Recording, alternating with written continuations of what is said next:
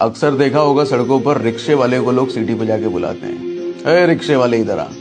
लेकिन कभी देखा है किसी हवाई जहाज को लोग सीटी मार के बुलाएं? एयरपोर्ट पर 2 घंटे पहले जाकर के इंतजार करते हैं लोग। जानते हो क्यों?